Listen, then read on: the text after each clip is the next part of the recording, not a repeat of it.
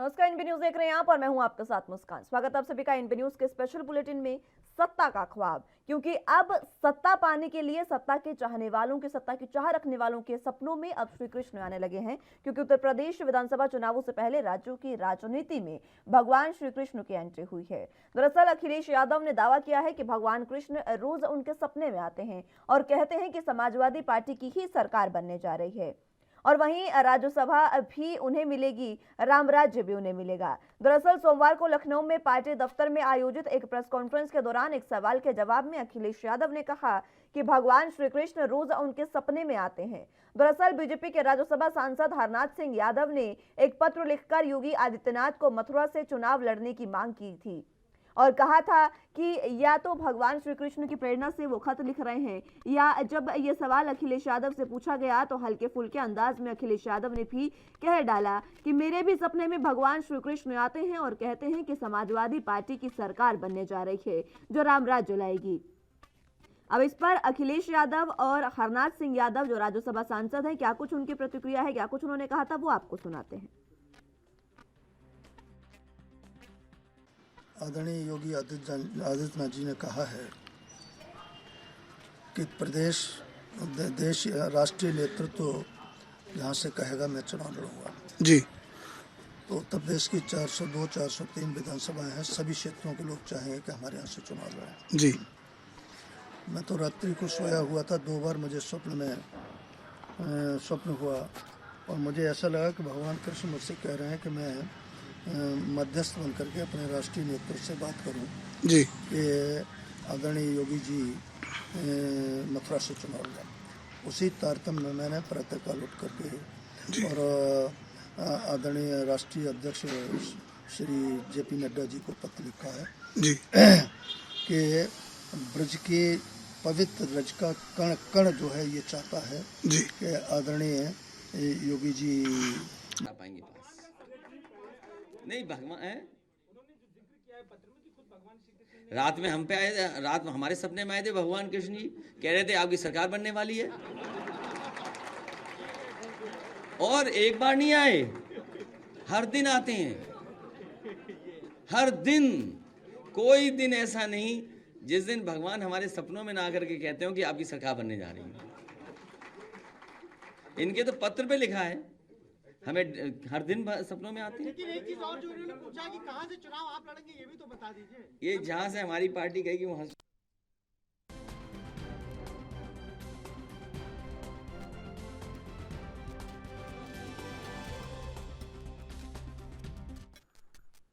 तो सत्ता की चाह रखने वालों को अब भगवान भी उनके सपने में आने लगे हैं और उन्हें बताकर जा रहे हैं कि अब उन्हें कहां से चुनाव लड़ना चाहिए और किस किस सरकार बनने जा रही है। यानी कि सत्ता का ख्वाब जो है वो कहीं ना कहीं अब इतना सर चढ़ के बोलने लगा है कि सपने में श्री कृष्ण नजर आने लगे हैं। तो चलिए इसी पर चर्चा की शुरुआत करते हैं। हमारे साथ तमाम गेस्ट मौजूद हैं, उनका तारुफ आपसे करवा देते हैं। नगेंद्र सिंह जी हमारे साथ नेता सपा से मौजूद हैं, बहुत स्वागत है सर आपका एनबी न्यूज पर।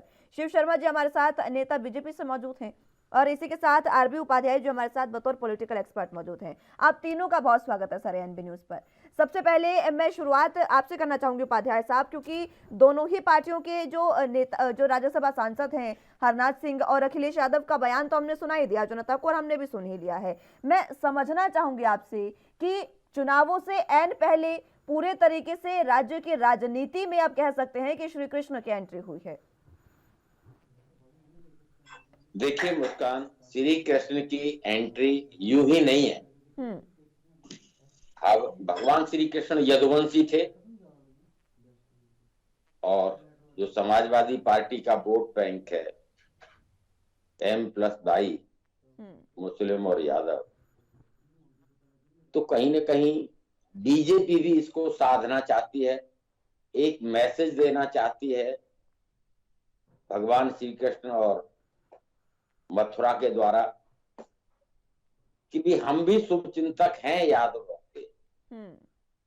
तो भगवान कृष्ण का सहारा लेके इलेक्शन में जो वैतरणी है वो पार करना चाहते हैं। वह प्रश्न ये पैदा होता है कि भगवान इलेक्शन में क्यों आने लगे। देखिए जो जनता से जुड़े मुद्दे हैं, मैं बार बार कहता हूं, भूखा पेट रोटी मांगता है, बीमार दवा मांगता है, बेरोजगार रोजगार मांगता है, उसकी बात करिए, वो उसे अच्छा लगता है। और जब मुद्दों पर बात नहीं हो पाती है या मुद्दों की डिलीवरी हम नहीं दे पाते हैं, तो फिर हम भगवान राम की शरण में चले जाते हैं और सब कुछ भगवान भरोसे छोड़ते हैं। अगर मान लीजिए मैंने काम किया और जनता को राहत मिली है, तो मुझे उम्मीद करनी चाहिए, अपने काम पर वोट मांगना चाहिए, भगवान के नाम पर नहीं, वोट काम पर होना चाहिए। देखिए, पूजा भगवान ये सब आस्था का प्रश्न है। पूजा आप भी करती होंगी, पूजा मैं भी करता हूं, और हमारे पैनलिस्ट बैठे हैं, सभी एक्चुअली पूजा करते होंगे।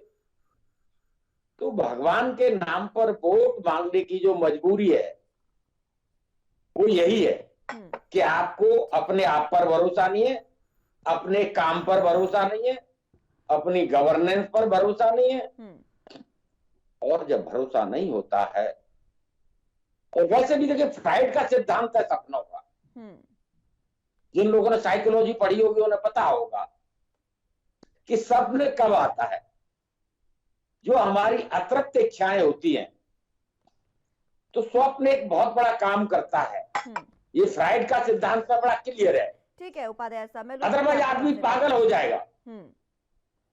देखिए, मान लीजिए मुझे सत्ता चाहिए, मेरे मन में चल रहा है, तो मुझे रात को भी प्रश्न आएगा कि भी मैं सत्ता में हूं, या जैसे अभी वो बीजेपी के एमएलए उन्होंने कहा, जो एमएलसी है, कि भाई मुझे भगवान ने कहा कि योगी आदित्यनाथ जी यहाँ के इलेक्शन लड़े।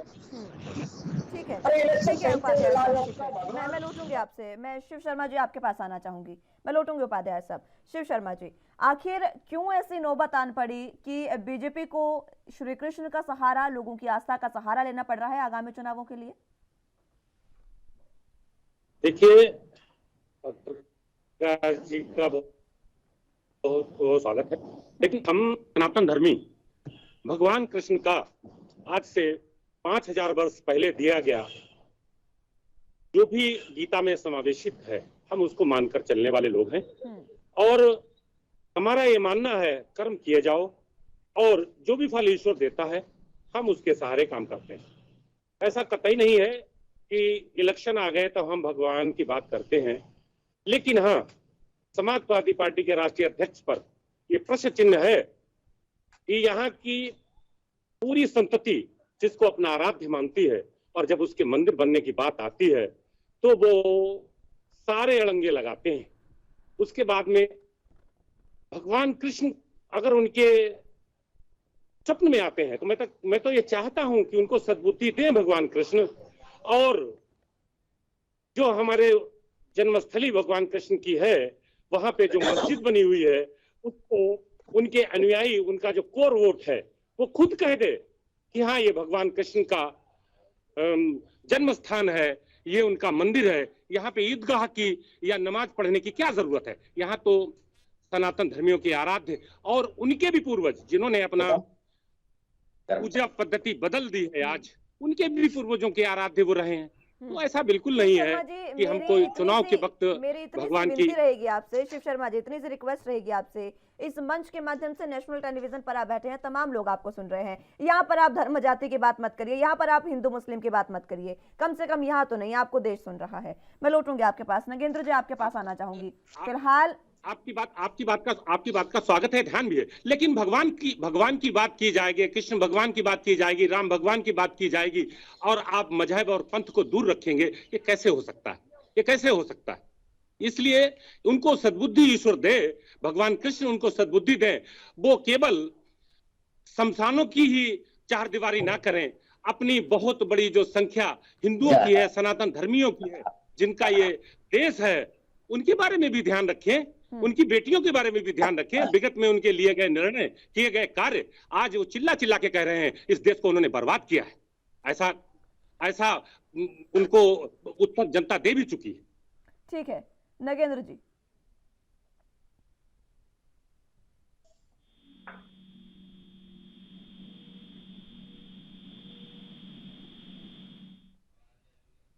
नगेंद्र जी, मैं माफी के साथ आपको रोकना चाहूंगी, लेकिन आपकी आवाज नहीं आ पा रही है, कोई तकनीकी खामी है, आप देखिए कहीं आपकी तरफ से म्यूट ना हुआ हो। मैं उपाध्याय साहब आपके पास तब तक आना चाहूंगी, मैं एक बार फिर से नगेंद्र जी के पास आऊंगी। लेकिन देखिए कैसी बात कर रहे हैं शिव जी यहाँ पर, अब एक मंच पर बैठ के आप इस तरीके की बात कर रहे हैं। देखिए, इलेक्शन होता है विकास के मुद्दे पर मुद्दा, जनता के मुद्दों से शुरुआत करते हैं, और उसके बाद एक तरफ हम कहते हैं सबका साथ, सबका विकास, सबका विश्वास, और फिर जाति पर, धर्म पर, संप्रदाय पर जब इलेक्शन आकर टिक जाता है, ये बहुत बड़ी विडंबना है। और जनता भी कहीं जाति और धर्म से ऊपर नहीं उठ पाती है, वो भी जाति और धर्म पर और तो और मुस्कान। टिकट बंटवारा भी इसी आधार पर होता है कि किसी जाति का वोट कितने परसेंट किस उसमें कॉन्स्टिट्यूंसी में पड़ता है, उसी को टिकट दिया जाएगा। तो लोकतंत्र में इस तरह की जब परिभाषाएं रची जाती हैं तो लोकतंत्र कमजोर होता है, क्योंकि लोकतंत्र में जाति, धर्म, संप्रदाय से ऊपर उठकर हमें राज्य की जनता के कल्याण का मार्ग प्रशस्त करना चाहिए। और देखिए, जनप्रतिनिधि चुने जाते हैं, जनता जो चुनती है, जनता की अदालत जो फैसला देती है, वो भी इसलिए देती है कि उसकी बात हो, उसके मुद्दों की बात हो। मान लीजिए भूखा है, उसे रोटी की बात हो, उसकी बीमार के दवा की बात हो, कि भी किस तरीके से उसका इलाज समुचित तरीके से होगा, कैसे उसे दवा मिलेगी, मेरे बच्चे कैसे पढ़ेंगे, शिक्षा कैसी होगी, स्कूल कैसे होंगे, टीचर कैसे होंगे, और सरकार का क्या दायित्व होगा। बिल्कुल अच्छा लगता है इन सब मुद्दों पर इलेक्शन, लेकिन विडंबना है कि इलेक्शन सभी पॉलिटिकल पार्टियां जाति और धर्म और संप्रदाय के ऊपर लड़ती हैं, और वो भी इसीलिए लड़ती है कि जो विकास का मॉडल है वो मॉडल पेश नहीं कर पाती है, वो इस तरह के उदाहरण नहीं दे पाती है कि हम इस तरह विकास करेंगे। एक कमिटमेंट जनता के प्रति होनी चाहिए, ये बहुत जरूरी है। सबके जनता के प्रति कमिटमेंट होनी बहुत ज्यादा जरूरी है। आपने जो कहा, अगर आप विकास करते हैं समय पर, सिर्फ चुनावों के मद्देनजर नहीं, अगर समय से शुरुआत से 5 साल में, पिछले 5 सालों में शुरुआत से विकास अगर किया होता तो आज शायद श्री कृष्ण को एंट्री नहीं करनी पड़ती इस तरह की सत्ता में। मैं लौटूंगी आपके पास। नगेंद्र जी हमारे साथ एक बार फिर से जुड़ चुके हैं। नगेंद्र जी, आवाज मिल पा रही है आपको? हाँ, मुझे मिल पा रही है। आपको भी मेरी आवाज मिल पा रही है क्या? जी, मैं सुन पा रही हूँ आपको। नगेंद्र जी, फिलहाल जिस तरीके से शिव शर्मा जी हमारे साथ, अब भी मिल पा रही जी, शिव शर्मा जी हमारे साथ मौजूद हैं बीजेपी से, उन्होंने श्री कृष्ण से कामना की है सपा अध्यक्ष अखिलेश यादव को सद्बुद्धि मिले। मैं ये कहना चाहूंगा मुस्कान जी, बड़ी गंभीरता से उपाध्याय जी को और बीजेपी के साथी को सुन रहा था। हमारी पार्टी के राष्ट्रीय अध्यक्ष जी ने जो कहा है, उन्होंने कहा है कि कृष्ण जी हमारे स्वप्न में आए हैं और वो कह रहे हैं कि हमारी सरकार बनने जा रही है और उस सरकार के माध्यम से हम राम राज्य की स्थापना करेंगे। उन्होंने कतई ये नहीं कहा है कि अमुक आराध्य को हम मानते हैं और अमुक आराध्य के से संबंधित संप्रदाय के लिए या धर्म के लिए हम काम करेंगे। ये कार्य भारतीय जनता पार्टी कर रही है, और समाजवादियों का जो विश्वास रहा है प्रारंभ से लेकर अब तक ही उस रामराज की परिकल्पना में रहा है, जिसका अवतरण, जिसका निर्धारण, जिसकी संरचना गांधी जी ने की थी। तो हमारा और इनका जो मूल रूप से टकराव हो जाता है वो गांधी के विचार को लेके हो जाता है। रामराज की परिकल्पना को भारतीय सांस्कृतिक संबंध में सब लोग स्वीकार करने को तैयार है, लेकिन जिस तरह की परिकल्पना, जिस तरह का अवतरण जो है भारतीय जनता पार्टी के लोग एक धर्म विशेष के ध्रुवीकरण के लिए करते हैं, हमें उस पर आपत्ति हो जाती है।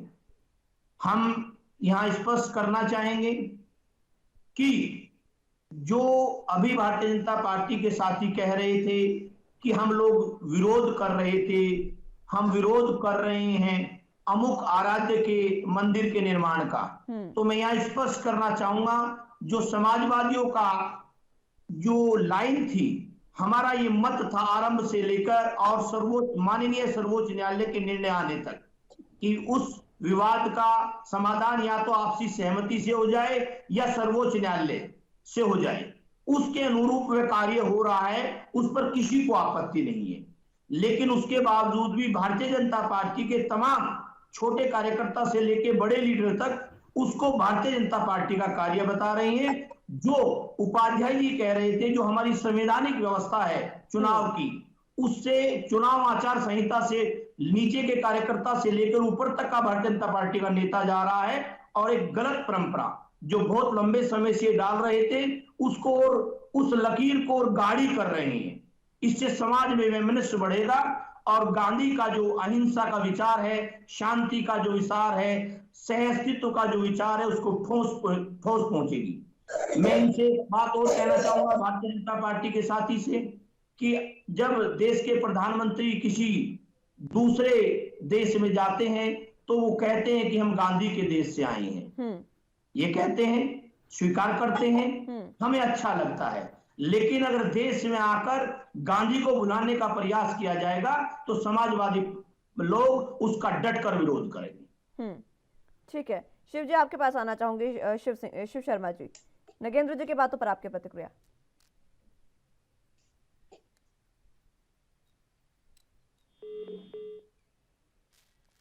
चलिए, संपर्क उनसे टूट गया, एक बार फिर से उनको जोड़ने की कोशिश करेंगे। उपाध्याय साहब आपके पास आना चाहूंगी। देखिए, नगेंद्र जी का स्टार्टिंग कमेंट था इसलिए मैंने उनको बीच में रोका नहीं, लेकिन दोनों ही पार्टियां कर तो यही रही हैं। देखिए, अगर बीजेपी पूरे तरीके से चुनावों के मद्देनजर तमाम अपनी सौगातें दे रही है, क्योंकि उसकी सरकार है तो वो सौगातें दे सकती है, वो सौगातें दे रही है। लेकिन अभी हाल ही में सपा अध्यक्ष अखिलेश यादव ने भी, तो कल परसों की बात है, जब भगवान परशुराम के एक मंदिर का अनावरण किया, वहां पर उनकी प्रतिमा का, उनकी पूजा अर्चना की। धर्म की राजनीति में पीछे तो कोई भी नहीं है ना।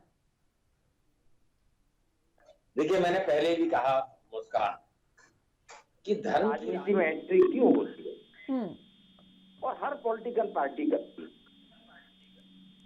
मुझे कोई बुरेक नहीं है, हर व्यक्ति धार्मिक होता है और धर्म कर्म करता है।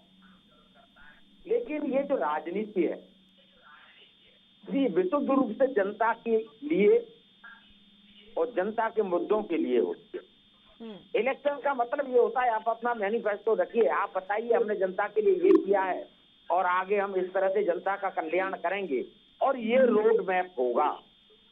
रोड मैप बताइए। अब पॉलिटिकल पार्टियां बजाय कुछ करने के रोड मैप बताने के भगवान कृष्ण, भगवान राम यानी मुद्दे को दाएं बाएं घुमाते हैं और जनता उस झांसे में आ जाती है कि धर्म आस्था का प्रश्न है। और जब आस्था को आप बुलाने की कोशिश करते हैं तो वो जनता है कहीं ना कहीं अपने मुद्दों से भ्रमित हो जाती है। जनता को जिन मुद्दों पर वोट करना चाहिए, जनता उन मुद्दों पर वोट नहीं करती है। जो राजनीतिक पार्टियां हैं, जो राजनीतिक लोग हैं, उनको जिन मुद्दों पर बात करनी चाहिए उन मुद्दों पर बात नहीं करते हैं और मुद्दे बेईमानी हो जाते हैं। तो फिर वही होता है जो हो रहा है कि भगवान कृष्ण सपने में आते हैं, भगवान कृष्ण इलेक्शन लड़ाते हैं और भगवान कृष्ण सरकार बनाते हैं।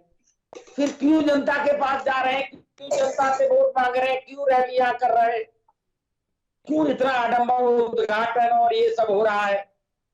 अपने घर के कोने में बैठ के भगवान राम की सारे आराध्यों की मूर्ति रखकर पूजा करिए, सरकार बन जाएगी, जनता वोट कर देगी। ये तंज काफी बेहतर है साहब, ये तंज बहुत ही ज्यादा बेहतर है, क्योंकि ये समझने वाली बात है, विकास के नाम पर कोई वोट नहीं मांग रहा है। तमाम जो राजनीतिक पार्टियां हैं वो इस समय सत्ता में अगर आना चाहती हैं तो भगवान के नाम पर, धर्म के नाम पर, जाति के नाम पर, और ये जो अलग अलग तरीके के समीकरण आप देखिए बना दिए जाते हैं। कोई मुस्लिम समीकरण बना रहा है, कोई मुस्लिम वोट बैंक को साध रहा है, कोई हिंदू वोट बैंक को साध रहा है। अब जिस तरीके से हमने शिव शर्मा जी की बातें सुनी, ये वाकई बहुत बढ़िया बात है कि अगर आपको जनता के लिए विकास नहीं करना है, अगर आपको भगवानों की एंट्री सियासत में करवानी है तो आप उन्हीं की पूजा अर्चना कर लीजिए। शिव शर्मा जी आपके पास इसी सवाल के साथ आना चाहूंगी। धन्यवाद। मैं ये कहना चाहता हूं कि भाई हम जितना विकास हमने किया है धरातल पे दिख रहा है। अभी प्रधानमंत्री जी ने खुद अपने संबोधन में कहा था 2 लाख करोड़ गरीबों के आवास को दिए हैं। हम लगातार खाद्यान्न गरीबों तक पहुंचा रहे हैं। कोरोना काल में इतना व्यवधान आया, क्या कोई एक ऐसा मुद्दा आपके पास आया जो खाद्यान्न की वजह से किसी को बुरे दिन देखने पड़े हों? हम सब कर रहे हैं, लेकिन अगर कोई बात हमसे कही जाएगी, बुरे दिन तो किसी और वजह से दिख गए। नहीं, हमारा कहने के लिए तो कोई कुछ कहे, लेकिन जनता की मन की बात आप टटोलिए। आप देखिए हमारे कामों की प्रशंसा हो रही है, सराहना हो रही है। शर्मा जी, ये बात कही जा रही है, क्या वो बुरे दिन नहीं थे जब गंगा के घाट पर इस तरीके से शवों को दफनाया जा रहा था? सनातन धर्म में शवों को इस तरीके से वहां पर रखा गया और पूरी गंगा में शव बहते रहे। वो चीजें हम कैसे भूल जाए? वो स्थिति जो थी कोरोना की, उसको हम भूलेंगे कैसे? ये तो बता दीजिए आप। अगर किसी ने इस तरीके को क्लिपिंग करके आपके पास पहुंचाई है या मीडिया पे डाली है, तो उसके बारे में तो मैं कुछ नहीं कह सकता, क्योंकि मेरे पास उसके कोई तथ्य और फैक्ट्स नहीं है, मैं कह नहीं सकता। लेकिन जो विकास की बात है, विकास के पर काम करने की बात है, उस पर चुनाव लड़ने की बात है, हम बिल्कुल उस पर चल रहे हैं, कहीं कोई ऐसी बात नहीं है। मुझे लगता नहीं है कि कोरोना काल में शायद आप ज्यादा एक्टिव रहे होंगे उत्तर प्रदेश की सियासत में, जो आपको ये चीजें, जो आप क्लिपिंग की बात कर रहे हैं, कि आपको दिखाने की जरूरत है। मुझे लगता नहीं है कि आप पूरे तरीके से कोरोना काल में, कोविड की दूसरी लहर में पूरे तरीके से यूपी की सियासत में आपने तमाम चीजें देखी होंगी। आपने देखकर भी अगर आंखें बंद कर रहे हैं, देखकर भी अगर हम आंखें मूंद लें, तो ये इससे दुर्भाग्यपूर्ण कुछ नहीं हो सकता कि हमारे सामने हमारी मुश्किलें हैं, लेकिन उनसे हम इस तरीके से आंखें मूंद कर वहां से निकल जाए। नगेंद्र जी, मुश्किलों का बिल्कुल, सरकार ने बिल्कुल मुश्किलों का सामना किया है और बहुत साफ नियति से पूरे जनता के बीच में कार्य किया है।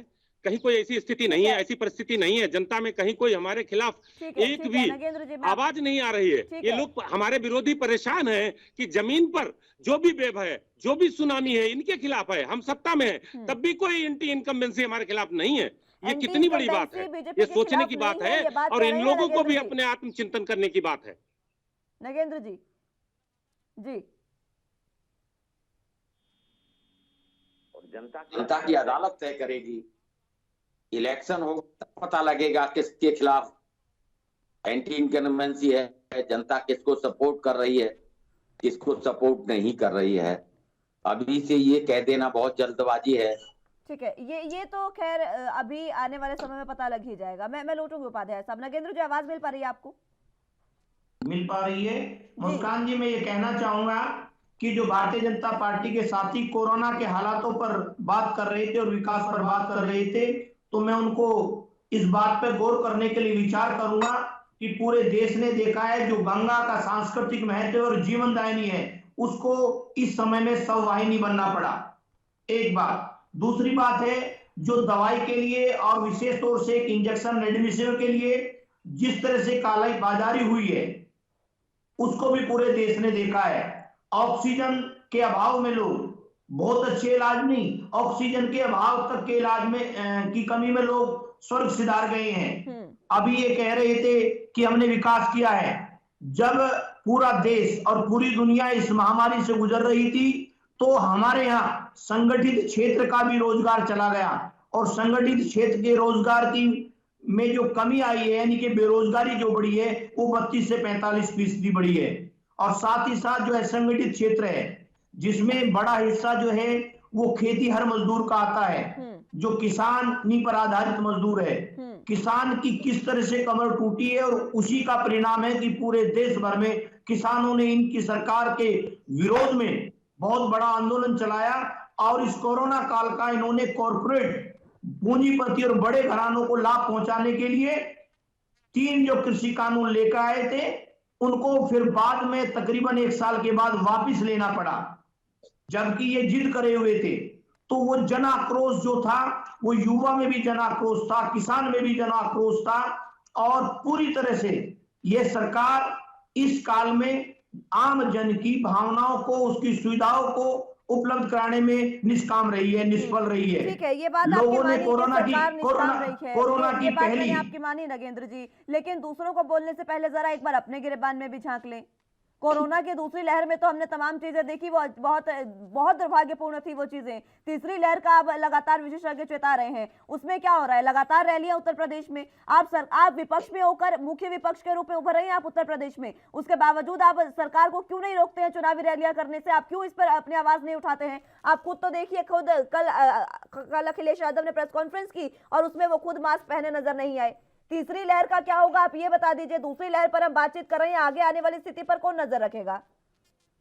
चुनाव को लेकर जो हमारा पक्ष था, चुनाव आयोग को हमने सबमिट किया है, उसके बावजूद भी जो चुनाव आयोग गाइडलाइन जारी करेगा उसका हम पालन करेंगे। इस संबंध में हम ये कहेंगे, चुनाव आयोग ने तो गाइडलाइंस जारी कर दी हैं, लेकिन आप मुझे ये बताइए, आप खुद ये बात कह रहे हैं कि दूसरी लहर बहुत ज्यादा सरकार की उसमें कोई ज्यादा अहम भूमिका रही नहीं है, पूरे तरीके से सरकार विफल रही, तो तीसरी लहर का हम क्यों इंतजार कर रहे हैं? हम क्यों चुनावी रैलियां लगातार करते जा रहे हैं? क्या इन पर कहीं ना कहीं कुछ कम नहीं होना चाहिए? बात तो विकास की है ना। अब अगर तमाम हर एक पार्टी में, सिर्फ बीजेपी सपा या किसी की बात नहीं कर रही हूँ, हर एक पार्टी को अगर अब सत्ता के बीच में जाकर अपने काम गिनवाने की जरूरत है तो शायद आपको ये काम पहले कर लेने चाहिए थे। तो ना तो कोरोना की तीसरी लहर से हम तो कोरोना की तीसरी लहर जो है ना, तो हमें उससे जूझना पड़ेगा आगे, और ना ही ये स्थितियां बनती कि अब आपको इतनी रैलियां करनी पड़े। उपाध्याय साहब, हम उस देखिए, सेकंड वेव में भी इलेक्शन हो रहा था और एक तरफ आप नाइट कर्फ्यू लगाते हैं, दूसरी पाबंदियां लगाते हैं, दूसरी तरफ बहुत बड़ी बड़ी रैलियां, रोड शो हो रहे होते हैं, तो जनता प्रश्न उठाती है, पूछती है कि मेरा रोजगार था, रेस्टोरेंट था, उसमें काम करता था, वो रात को बंद हो जाता है, मेरा रोजगार चला लेकिन गया। रैलियां बंद नहीं हो पाती हैं। रैलियां बंद क्यों नहीं? मेरा तो रोजगार बंद कर दिया, लेकिन रैलियां बंद कर दीजिए। जहां से बहुत जबरदस्त भीड़ है और जहां से कोरोना का फैलने का बहुत ज्यादा चांसेस है, वहां कोई ध्यान नहीं दे रहा। कथनी करने का फर्क साफ नजर आता है और जनता का, मैं फिर आगाह करूंगा, व्यवस्था से विश्वास उठता है, जगमगा जाता है वो। और ये जो कथनी और करनी का अंतर है ना उपाध्याय साहब, ये सिर्फ बीजेपी में नहीं है, ये हम विपक्ष में भी देख सकते हैं किस तरीके से विपक्ष की भूमिका में विपक्ष को भी होना चाहिए कि इनको रोके। विपक्ष खुद रैलियों पे रैलियां कर रहे हैं, तो आखिर कैसे रोकेंगे? मैं लौटूंगी आपके पास। सभी पॉलिटिकल, सभी का दायित्व है, और मैं तो कहूंगा जनता का भी दायित्व है कि ऐसी रैलियों में न जाए, बहिष्कार करे रैलियों का।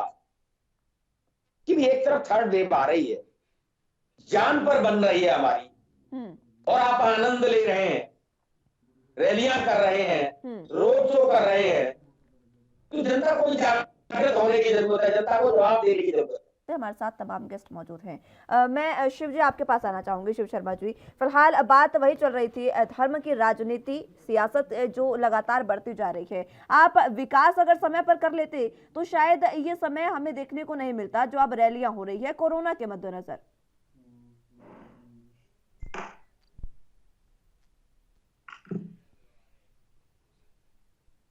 चलिए, आवाज उन तक नहीं पहुंच पा रही है। राघेंद्र जी, मैं आपके पास आना चाहूंगी।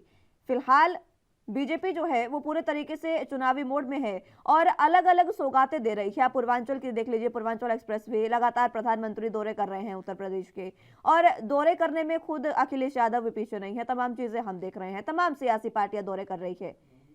ये दौरे कितने अहम आप मानते हैं बीजेपी की ओर से?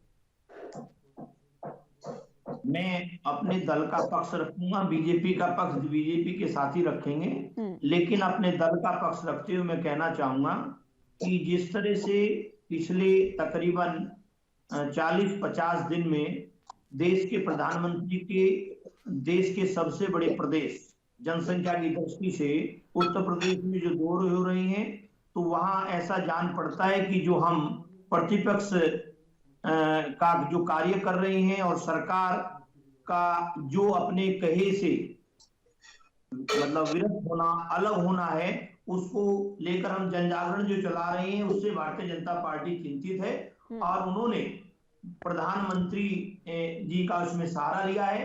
मुझे ये ऐतराज नहीं है, प्रधानमंत्री हैं, देश के किसी भी कोने में जा सकते हैं, लेकिन कहीं ना कहीं जिस तरह से ये प्रचारित कर रहे थे कि योगी का शासन, उस शासन की पृष्ठभूमि में संभवतः भारतीय जनता पार्टी का केंद्रीय नेतृत्व जो है ये महसूस करता है समाजवादी पार्टी के राष्ट्रीय अध्यक्ष अखिलेश यादव के नेतृत्व में जिस तरह से जन सैलाब बढ़ रहा है, वह भारतीय जनता पार्टी को 22 के चुनाव में सत्ता से हटाने का संकेत दे रहा है। ये बात जो आपने कही नगेंद्र जी, बीजेपी का तो पता नहीं है, तमाम विपक्षी पार्टियों का तो पता नहीं है, लेकिन जनता को इन रैलियों से परेशानी जरूर हो रही है। हालांकि नहीं समझ में आता है कि इतनी जनता आती कहां से है, लेकिन फिलहाल की जो तस्वीरें हम लगातार देख रहे हैं उसमें लापरवाही सभी की मानी जाएगी, क्योंकि अगर आप नाइट कर्फ्यू लगा रहे हैं, मैं लौटूंगी आपके पास, शिव शर्मा जी आप ही के पास आना चाहूंगी, अगर नाइट कर्फ्यू सरकार द्वारा लगातार लगाया जा रहा है तो फिर दिन में रैलियां क्यों? क्या कोरोना सिर्फ रात में ही आएगा क्या? मुस्कान जी, आपको एक स्पष्ट संदेश है पूरे देश की जनता को आपके माध्यम से। हम अगर एक कहें कि हम इसको चुनाव को आगे बढ़ा रहे हैं तो ये उस पे भी ऑब्जेक्शन करेंगे। ये वो बातें कहते हैं जो होती ही नहीं है।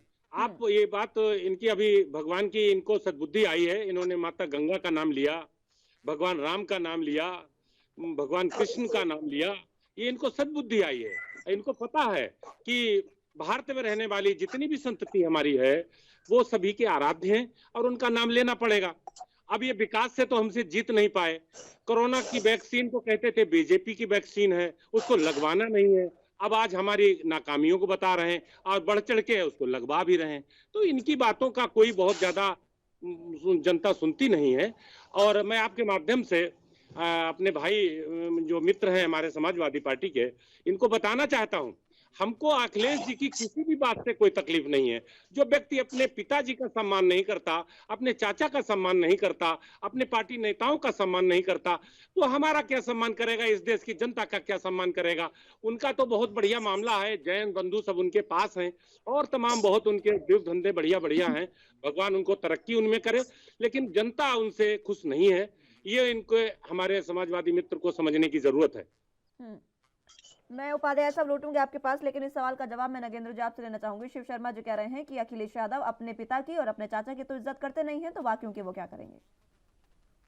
जो इस तरह की बातें कह रही हैं, हम एक गंभीर विषय पर चर्चा कर रहे हैं और मैं भारतीय जनता पार्टी के साथी का धन्यवाद भी करूंगा कि इन्होंने शुभकामनाएं प्रेषित की है हमारे राष्ट्रीय अध्यक्ष के प्रति। और जनता जो खुश है और ना खुश है उसका पता चुनाव में लगेगा, लेकिन जनता की जो खुशी है उसका जो दायित्व है वो आप लोगों पे है, जन भावनाओं के अनुरूप कार्य करने का। जब हमें मौका मिला था हमने कार्य किया है, जैसा भी हमसे बन पाया है, और हम एक अपना संकल्प पत्र भी, घोषणा पत्र भी देने जा रहे हैं और उस पूरे कार्यक्रम के साथ हम जनता के बीच जाएंगे। आपकी नाकामियां जनता में खोल रही हैं और खोलेंगे, और 22 से 27 में बहुत अच्छे से हम आप लोगों को काम करके दिखाएंगे। और जो जन सैलाब आ रहा है वो एक एंटी इनकम्बेंसी है, आप फेल रहे हैं। इसीलिए उत्तर प्रदेश का प्रत्येक जनमानस, मतदाता प्रत्येक जान चुका है कि राष्ट्रीय अध्यक्ष अखिलेश यादव जी, समाजवादी पार्टी के जो राष्ट्रीय अध्यक्ष है, उनके नेतृत्व में ही उत्तर प्रदेश में परिवर्तन हो सकता है। तो विकास का जो पैमाना है, अगर विकास का पैमाने पर आप खरे उतरते तो जो 17 से पहले कह रहे थे उसी बात को फिर कह रहे हैं। आप शमशान और कब्रिस्तान से आगे नहीं जा पा रहे हैं, आप पलायन से आगे नहीं जा पा रहे हैं। तो ये समझने की जरूरत है। ठीक है, उपाध्याय साहब आपके पास मैं आना चाहूंगी जी। फिलहाल बातें आपने सुनी हैं दोनों की, मैं आपसे समझना चाहूंगी कि इन समीकरणों को आप किस तरीके से देख सकते हैं और वाकई इन समीकरणों को देखना कितना अहम माना जाएगा। धर्म की राजनीति, बार बार हम इस बात का जिक्र कर रहे हैं। अभी देखिए, सिर्फ अखिलेश यादव की बात नहीं है, हरनाथ सिंह यादव ने भी तो ये बात कही ना, परसों ही उन्होंने ये बात कही कि उनके सपने में आ रहे हैं श्री कृष्ण और मथुरा से उनको सीएम योगी को टिकट देना चाहिए मथुरा से। ये बातें आखिर कहां तक जाकर सीमित होती हैं और क्यों बार बार इस तरीके की बातें निकलकर सामने आती हैं? देखिए मुस्कान, हर बात का एक मैसेज होता है। इलेक्शन में कही गई कोई भी बात यूं ही नहीं होती है, उसके पीछे मंतव्य होता है, पूरी प्लानिंग होती है। कि भी किस तरह से प्रोजेक्ट करना है, किसी बात को किस तरीके से जनता के बीच में लाना है और उस पर चर्चा करानी है, और वही सब कर रहे। विडंबना यह है कि आज जो सक्रियता दिख रही है, काश पॉलिटिकल पार्टियों की यही सक्रियता कोरोना काल में दिखती, जब मजदूर सड़क पर पैदल जा रहा था, रेल के नीचे कट रहा था, कहीं कोई साधन नहीं था, और वो अपना रोजी रोजगार छोड़कर पैदल ही सड़क पर चल रहा था। सब काश ये पॉलिटिकल पार्टियों की जो सक्रियता आज दिख रही है वो दिखती तो जनता को भी अच्छा लगता और एक मैसेज भी जाता। आज जो विकास की धारा बह रही है, जो उद्घाटन हो रहे हैं, जो घोषणाएं होती हैं, काश ये 5 साल इससे 50% स्पीड पर भी चल रही होती तो विकास की गंगा बह गई। और अभी जो जिनका उद्घाटन किया गया है उपाध्याय साहब, कई घोषणाएं, उसमें कई ऐसे विकास कार्य ऐसे हैं जो अभी पूरे भी नहीं हुए हैं। पूर्वांचल एक्सप्रेस की आप बात ले लीजिए, पूर्वांचल एक्सप्रेसवे की पूरा होने से पहले ही इस तरीके से उसका उद्घाटन कर देना, लोगों के लिए शुरू कर देना, ये लोगों की जान भी खतरे में डालने वाली कहीं ना कहीं बात हो जाती है। लेकिन अब ये देखिए, आपने कोविड की बात की, आपने कहा कि उस समय में हमने तमाम स्थितियां देखी है। मुझे लगता है कि शिव शर्मा जी की बातें आपने सुनी होगी कोरोना पर, वो जिस तरीके से बात कर रहे हैं कि उन्होंने तो मुझे कहा कि आपके पास शायद कोई क्लिपिंग आई होगी तो हम बता नहीं सकते हैं। सबने देखा है किस तरीके से गंगा में लाशें बही, सबने देखा है किस तरीके से गंगा किनारे वहां पर शव रखे रहे और उनके ऊपर मात्र लोगों ने मिट्टी डालकर उनको ढकने की कोशिश की। वो चीजें नहीं भुलाई जा सकती। शिव शर्मा जी देखिए मैम, मुस्कान जी, हमने जो किया है, हमारे शीर्ष नेतृत्व ने जो भारत की जनता को बचाने के लिए किया, भले को शुरुआत में हमारे विपक्षियों ने उसकी आलोचना की, लेकिन विश्व के बड़े नेताओं ने और अब हमारे देश के सभी विरोधी जो विपक्षी गण हैं, उनको सबको समझ में आ गया कि माननीय प्रधानमंत्री मोदी जी ने जो निर्णय लिए थे जो लॉकडाउन के, वो बहुत ही ज्यादा सार्थक हुए। भारत देश इतनी डेंसिटी की पॉपुलेशन जितनी है यहाँ पर, अगर हम गणना देखें अन्य देशों के मुकाबले, तो हमारा बहुत बड़ा डेंसिटी है, बहुत घनत्व की जनसंख्या है हमारे पास, और नुकसान हमारा उनके मुकाबले कई गुना कम है। लेकिन अब हमारे इन कामों को भी अगर हमारे विरोधी कमतर आंकते हैं तो ये उनकी इच्छा है। जनता ने वो भी देखा, हाँ दिक्कत हुई है, हमने देखा है। हमारे अग्रज जो पत्रकार बंधु हैं वो कह रहे हैं, हम उस बात से सहमत भी हैं, लेकिन उसमें सिर्फ और सिर्फ भारतीय जनता पार्टी की गवर्नमेंट और हम ही जिम्मेदार नहीं है, दिल्ली की सरकार भी जिम्मेदार है, जिन्होंने ये होने दिया और ऐसा करने के लिए लोगों को मजबूर किया। तो इसमें ऐसी कोई बात नहीं है कि जो हमको पता नहीं है। शिव शर्मा जी, एक सवाल का मैं लौटूंगी नागेंद्र जी, एक सवाल का जवाब मैं आपसे चाहूंगी। अभी आपने विदेशों का सहारा लेकर ये बात कही है कि विदेशों में प्रधानमंत्री की लोकप्रियता बढ़ रही है, ये आपने बहुत अच्छे से स्वीकार किया। जब विदेशों से रिपोर्ट्स आती हैं कि भारत में हो क्या रहा है, तब आप ये क्यों कह देते हैं कि विदेशों की रिपोर्ट्स भारत की छवि को सही नहीं देख रही है? ये दोहरी राजनीति कब तक करेंगे आप, ये जरा बता दें। अच्छाई होती है तो आप उसको कबूल करेंगे, अच्छाई को आप कबूल कर रहे हैं, लेकिन जब भी आलोचना होती है तो वो आपके आंकड़े सही से बताते नहीं हैं। मुस्कान जी, आपको मेरा ये थोड़ा सा इस पे हमारी बात सुनने की जरूरत है। मैं चाहता हूं कि मेरी एक मिनट मुझे समय देने का, 30 सेकंड देने का ही आप कृपा करें। आप ये समझ लीजिए, जो आप विदेशों की बात करते हैं, जहां तक मैंने विदेशों के बड़े बड़े नेताओं की और संस्थाओं की बात की है, लेकिन जो हमारे खिलाफ दुष्प्रचार विदेशों की एजेंसियां करती हैं, वो किसी की सरकारें नहीं है, वो दुष्प्रचार हमारे भारत के खिलाफ किया जाता है। हम उनको न मानने के लिए बात कहते हैं। वो ऐसा नहीं है कि हमारे भारत में लोग नहीं है, वो चीन से सीधा संबंध रखते हैं, पाकिस्तान से सीधा संबंध रखते हैं और भारत की सरकार को कटघरे में खड़ा करते हैं, भारत की सेना को कटघरे में खड़ा करते हैं, हमको कमतर बताते हैं, हमारी सेना को कमतर बताते हैं। ऐसी चीजों को मैं कहता हूं कि देखने की, समझने की भी जरूरत नहीं है, ना मुझे ना हमारे मीडिया बंधुओं को। मैं इस बात के लिए कहता हूं, दोहरी बात कहना हमारे मिजाज में नहीं है, हमारे स्वभाव में नहीं है। हम एक ही बात कहते हैं कि जो बात सही है वही कही जाए। ठीक है उपाध्याय साहब, इसका जवाब मैं आपसे लूंगी, जिस तरीके से दोहरी राजनीति की यहाँ पर बात हुई है, लेकिन उससे पहले मैं नागेंद्र जी आपके पास आना चाहूंगी, आप कुछ कहना चाह रहे थे। जो भारतीय जनता पार्टी के साथी कह रहे हैं उनकी बातों में ही अंतर्द्वंद है।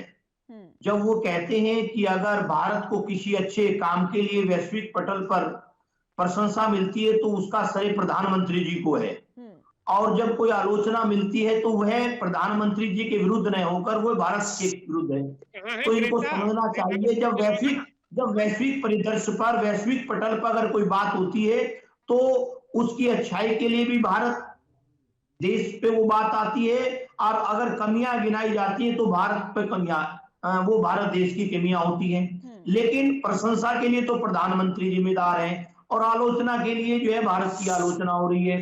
तो जो इन्होंने चीन का नाम लिया, आज से नहीं 1947 के बाद से ही समाजवादियों ने बार बार चेताया है कि अगर हमें वैश्विक राजनीति में सबसे बड़ा अगर खतरा है तो वो चीन से है। अब चीन को लेके जो ये कह रहे थे, विदेश नीति के मुद्दे पे ये लोग फेल रहे हैं। चीन की किस तरह से बॉर्डर पर जो गतिविधि बढ़ी है, और वह अतिक्रमण बार बार सैटेलाइट से उनका पुल बनाना, सामरिक और समसामयिक जो विदेश नीति या रक्षा नीति का हिस्सा होता है, उस पर ये लोग फेल रहे हैं विदेश नीति को लेकर भी। और हम ये निश्चित रूप से कहेंगे, जो भी देश के प्रधानमंत्री होते हैं वो प्रधानमंत्री देश के प्रतिनिधि के रूप में जाते हैं, लेकिन 1947 से लेकर आज तक अगर अलग अलग प्रधानमंत्रियों के कार्यकाल पर विचार विमर्श किया जाए तो जिस तरह से बयानबाजी माननीय प्रधानमंत्री मोदी जी के समय में मोदी जी ने कई विदेश की धरती पर जाके की है, वो एक प्रश्नवाचक चिन्ह उठाता है कि उन्होंने भारत का प्रतिनिधित्व न करके, ऐसा लग रहा था वहां भी वो भारतीय जनता पार्टी का ही प्रतिनिधित्व कर रहे थे।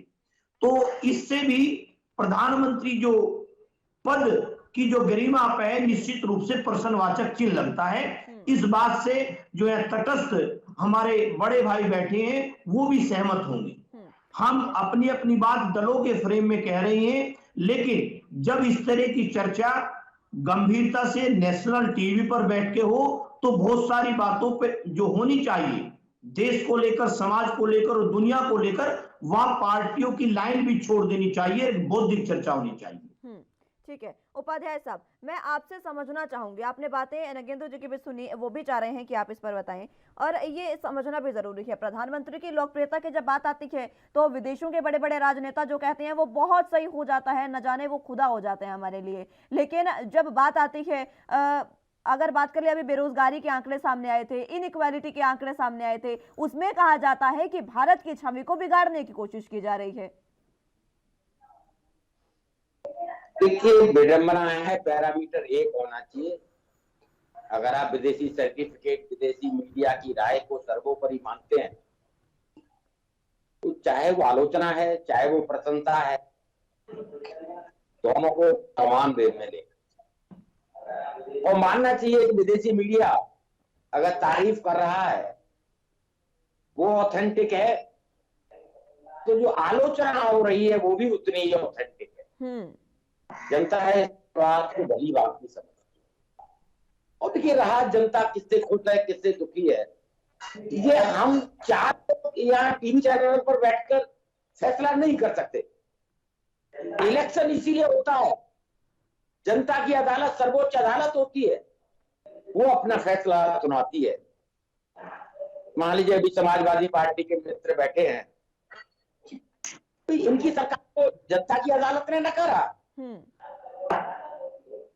ये कितना भी कहें कि भाई हमने विकास किया है या हमने अच्छा किया है, तो जनता ने नकारा क्यों? तो जनता की अदालत समय आने पर फैसला देती है। आज बीजेपी के मित्र अगर कह रहे हैं कि जनता खुश है, यहां बैठ के ये कह देना कि जनता खुश है या दुखी है, मैं समझता हूं न्यायोचित नहीं। ये जनता के ऊपर छोड़ दे। लॉकडाउन अगर इतना ही अच्छा था तो फिर अब भी लॉकडाउन लगा देना चाहिए, बंद कर देना चाहिए सब कुछ। यानी बाद में समझ में आया कि भाई लॉकडाउन नहीं, छोटे छोटे कंटोनमेंट जो जहां पर फैल रहा है वहीं उसको बंद कर दिया जाए। पूरी अर्थव्यवस्था को बंद कर देना, पूरे रोजगार को बंद कर देना, पूरे संसाधनों को ब्रेक कर देना जस्टिफाई नहीं। कथनी करने में और अंदर जब से आकलन उपाध्याय स्वभाव भी होगा, दिख रहा है। हमने जब बात की कि रैलियों को टाला जाए तो शिव शर्मा जी ने ये बात कही कि अगर चुनावों को आगे बढ़ा दिया जाए, चुनावों को टाल दिया जाए तो भी इसमें विपक्ष को दिक्कत होगी। लेकिन चुनावों को टालने की बात नहीं है, कोरोना प्रोटोकॉल के मद्देनजर ये तमाम चीजें हो सकती है। आप रैलियां मत कीजिए, आप लोगों से सिर्फ किसी भी तरीके से लोगों से अपनी बात पहुंचाए, लेकिन रैलियां ना करें, ये भी तो हो सकता है ना। नहीं, चुनाव किसके लिए होता है? जनता के लिए। खतरे में आप देख रहे हैं कि भी कोरोना जिस तरीके से फैल रहा है, तो वहां सबका दायित्व तो बनता है। वहां ये कह देना कि भी हम टाल देंगे, हम ये करेंगे, वो बिल्कुल गलत है। अगर जनता के लिए इलेक्शन हो रहा है और जनता की जान खतरे में है, तो मैं तो ये कहूंगा सभी पॉलिटिकल पार्टियों को आगे आकर अपना विजन रखना चाहिए और कहना चाहिए कि भी हम रैली नहीं करेंगे। अच्छा होगा, एक अच्छा मैसेज भी जाएगा, ये पहल हो सकती और जनता भी महसूस करेगी कि हाँ, जो राजनीतिक लोग हैं, जो पॉलिटिकल पार्टियां हैं, उनको हमारी चिंता है। आज जनता में जो मैसेज जा रहा है वो अच्छा मैसेज नहीं है। बिल्कुल, जनता को लगता है कि बेकार उल्लू बनाया जा रहा है, मेरी कोई चिंता नहीं है। मुझे रेडियो में झोंका जा रहा है, चंद पैसे देकर, चंद लालच देकर, बसें भरकर, ये चीजें छुपा नहीं है मुस्कान। बिल्कुल, जनता खुद नहीं जाती, जनता को लाया जाता है, मैनेज किया जाता है, भीड़ को मैनेज किया जाता है। तो देखिए, देर आए दुरुस्त आए, अब भी परमात्मा सद्बुद्धि दे और पॉलिटिकल पार्टियों को जो थर्ड वेव की भयावता है, जो भयानकता है, जिस तेजी के साथ फैल रहा है और विश्व के अन्य देशों में फैला है, तो मैं समझता हूँ जिस तरीके से नाइट कर्फ्यू लगाया जा रहा है और ऐतिहासिक कदम उठाए जा रहे हैं, जो बेमानी नजर आते हैं, जहाँ रैलियां होती हैं और रोड शो होते हैं, तो कहीं ना कहीं उस पर भी अंकुश लगाया जाए। बिल्कुल। देखिए, मैं नहीं कह रहा हूँ, भी इलाहाबाद हाई कोर्ट ने कहा, उन्होंने अपनी चिंता जाहिर कर दी। बिल्कुल, बिल्कुल, ये बात समझने अलग है। वाली बातें हैं, लेकिन पार्टियां समझ नहीं रही है। पार्टियों को इस समय सिर्फ अपना हित दिख रहा है कि किसी भी तरीके से कोरोना की आड़ में ही सही बस चुनाव हो जाए और उनको इसका फायदा मिल जाए। बस तमाम पार्टियां सिर्फ यही सोच रही हैं। शिव शर्मा जी। मुस्कान जी, ऐसा है, तमाम पार्टियां खैर अपना अपना सोचती है, लेकिन जनता के बारे में सोचने का अधिकार सरकार के पास जरूर होता है, लेकिन विपक्षियों के पास भी लेकिन होता है। सरकार सोच नहीं रही बात है। यहाँ पर है, लेकिन सरकार सोच नहीं नहीं रही ऐसा है। बिल्कुल नहीं है, हम पूरा ऐसा ही सोच है। रहे हैं, लेकिन क्यों, आप कैसे ध्यान मान करो, ले कि सरकार सोच रही मुस्कान है जी, जनता के बारे में, और कैसे मान ले कि विपक्ष सोच रहा है जनता के बारे में। मैं तो दोनों पर ही बात कर रही हूँ, कोई जनता के बारे में नहीं सोच रहा, सब सिर्फ अपने चुनावी एजेंडे के बारे में सोच रहे हैं। मुस्कान जी, आपको ध्यान होगा, बिल्कुल स्वस्थ वातावरण में जब ये कहा जाएगा कि ये देश रहने लायक नहीं रहा है, लोकतंत्र को खतरा है, तब अगर हमारी ही तरफ से कोई बात अपने जनता के पक्ष की तरफ से हम रखते हैं, तो ये लोग क्या कहेंगे? आप नहीं बता दीजिए। जब हाई कोर्ट एक मिनट शर्मा जी, आप राजनीति से अलग हटकर बताइए। एक दोनों सज्जन बैठे हैं, हम मुझे ये बता दें, एक तरफ रात्रि कर्फ्यू और दिन में रैलियां, राजनीति से अलग हटकर बताएं, क्या ये जायज लगता है आपको?